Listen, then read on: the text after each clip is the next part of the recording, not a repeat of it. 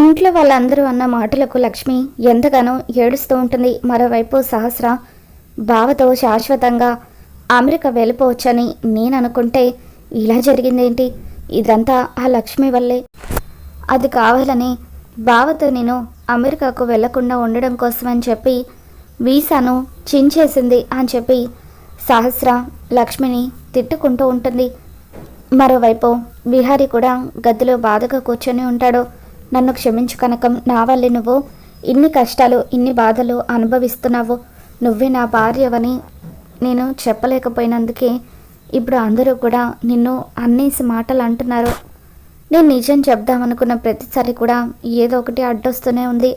ఆఖరికి నేను నిన్ను ప్రేమిస్తున్నానన్న విషయం కూడా నీతో చెప్పలేకపోతున్నాను అని చెప్పి విహారీ ఎంతగానో బాధపడిపోతూ ఉంటాడో. అప్పుడే వస్తా చారుకేశ ఇద్దరు కూడా విహారీ దగ్గరికి వస్తారు.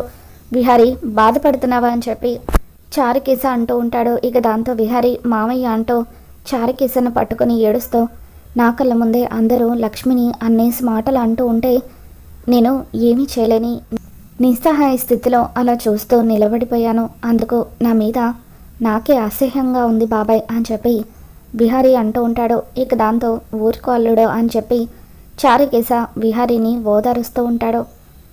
వస్తా విహారీ వైపు చూస్తూ, నువ్వు నన్ను క్షమించాలి విహారీ అని చెప్పి అంటూ ఉంటే, దేనికి అత్తయ్య అని చెప్పి విహారీ అంటూ ఉంటాడు. ఆ వీసా పేపర్స్ని చించేసింది నేనే.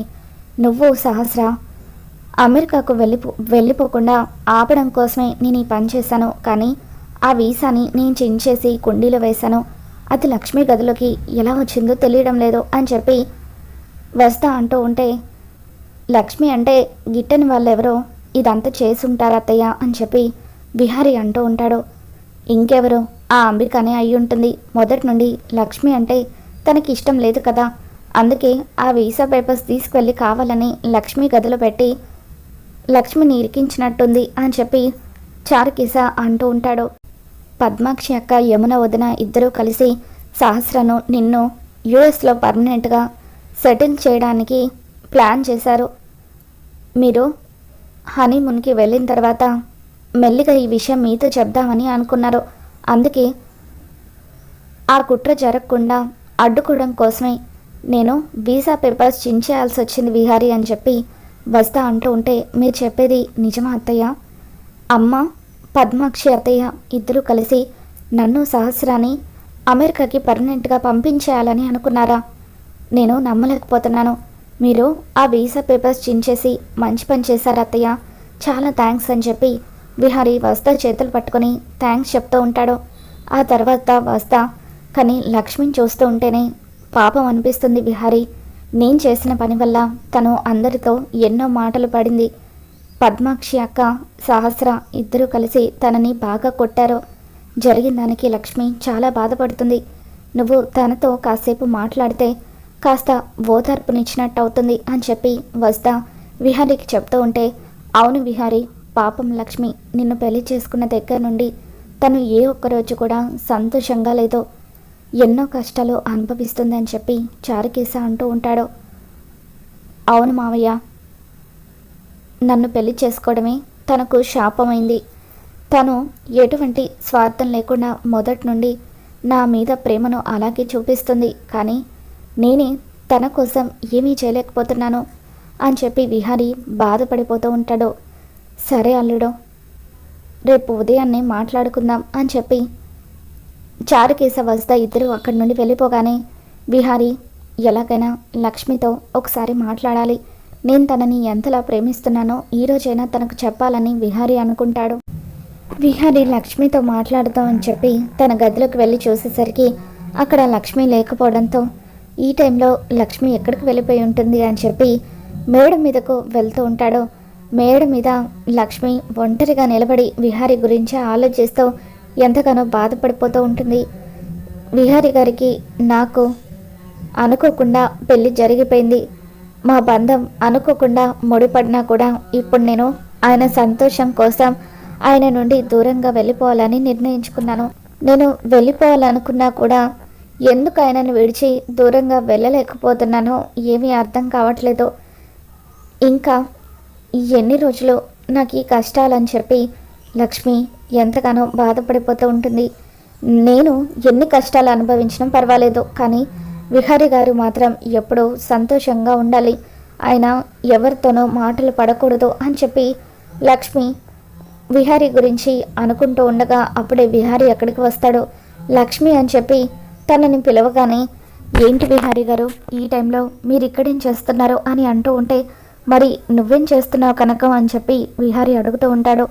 ఇక దాంతో లక్ష్మి తన కన్నీళ్లను తుడుచుకుంటూ, ఏం లేదు విహారీ గారు, నిద్ర పట్టకపోవడంతో కాసేపు ఇక్కడ ఉండి వెళ్దామని వచ్చాను అని అంటూ ఉంటే, నువ్వు మనసు బాగోలేకపోతే ఇక్కడే ఉంటావని నాకు తెలుసు కదా కనకం, అందుకే నీతో కాసేపు మాట్లాడాలని వచ్చాను అని చెప్పి విహారీ అంటూ ఉంటాడు.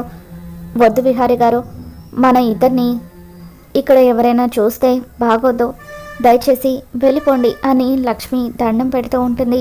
దాంతో విహారీ, లేదు లక్ష్మి, ఎన్నో రోజులుగా నీతో ఒక విషయం చెప్పాలని అనుకుంటున్నాను, ఆ విషయం ఈరోజు ఎలాగైనా సరే నీకు చెప్పే తీరుతాను, అది చెప్పిన తర్వాతే నేను ఇక్కడ నుండి వెళ్ళిపోతాను అని విహారీ అంటూ ఉంటాడు. ఇక దాంతో లక్ష్మి, వద్దు విహారీ గారు, దయచేసి వెళ్ళిపోండి అని అంటూ ఉంటే, లేదు కనకం, నేను చెప్పే తీరుతాను, ఏ రోజైతే నేను భార్యగా అంగీకరించానో ఆ రోజు నుండి నేను భర్తగా ఆలోచించడం మొదలుపెట్టాను, అప్పటి నుండి నిన్ను ప్రాణంగా ప్రేమించడం మొదలుపెట్టాను, నువ్వు నేను వేరు కాదు కనకం, మనమిద్దరం వేరైనా మన ప్రాణం మాత్రం ఒకటే, నువ్వు నాకు దూరం అయితే నేను అస్సలు బతకలేను, నా ప్రాణం పోవడంతో సమానం అని చెప్పి విహారీ అంటూ ఉంటాడు. ఈ కాల తన మనసులో ఎంత ప్రేమ ఉందో కనక మహాలక్ష్మి ముందు విహారీ బయట పెడతావు, I love you Kanakam, I love you అని చెప్పి విహారీ అనగానే లక్ష్మి ఎంతో ప్రేమగా ఎంతో ఎమోషనల్ అవుతూ ఏడుస్తూ విహారీని గట్టిగా హగ్ చేసుకుంటుంది.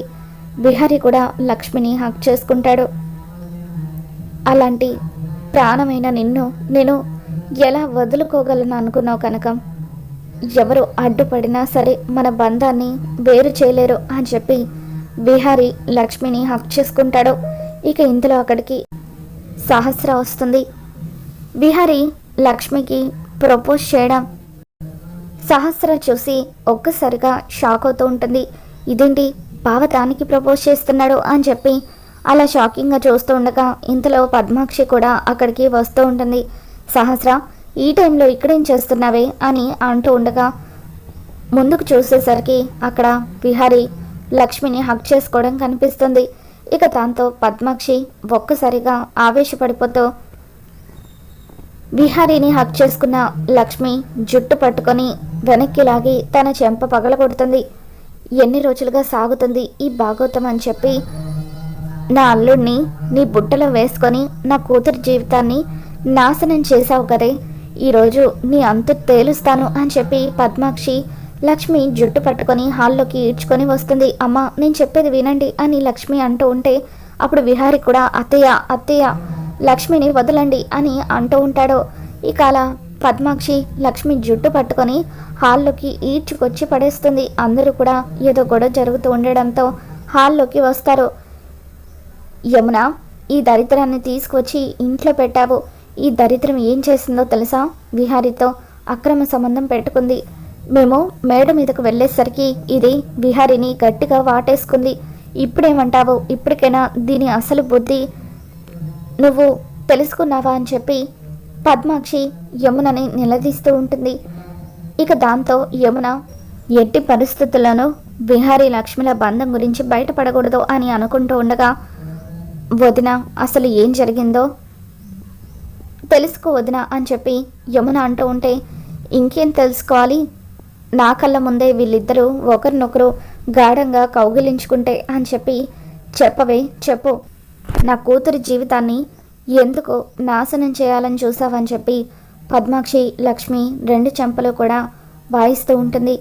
ఇక దాంతో విహారీ అత్తయ్య లక్ష్మిని ఏమైనా అంటే నేను అస్సలు ఊరుకోను అని చెప్పి అంటూ ఉంటే, నీ కూడా దీని మీద అంత ప్రేమ పొంగుకొస్తుందారా అని చెప్పి పద్మాక్షి అంటూ ఉంటుంది.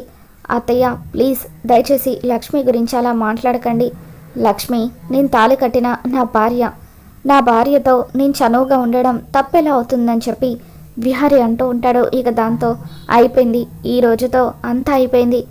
ఇన్ని రోజులు ఏ నిజమైతే తెలియకూడదు అనుకున్నానో అది అందరికీ తెలిసిపోయింది అని చెప్పి ఇప్పుడు అందరి దృష్టిలో నేను రెండవ భార్యగా ఉంటాను అని సహస్ర అనుకుంటూ ఉంటుంది. ఏం మాట్లాడుతున్న విహారీ, తాగేమైనా వచ్చావా? ఈ లక్ష్మి మెడలో నువ్వు తాళి కట్టడం ఏంటి అని అంటూ ఉంటే, అవునత్తయ్య, నేను నిజమే చెప్తున్నాను. ఇన్ని రోజులు మీ అందరికీ చెప్పలేకపోయినా నిజం ఇది. లక్ష్మి నా భార్య అని విహారీ అనగానే ఇంట్లో అందరూ ఒక్కసారిగా షాక్ అవుతూ ఉంటారు.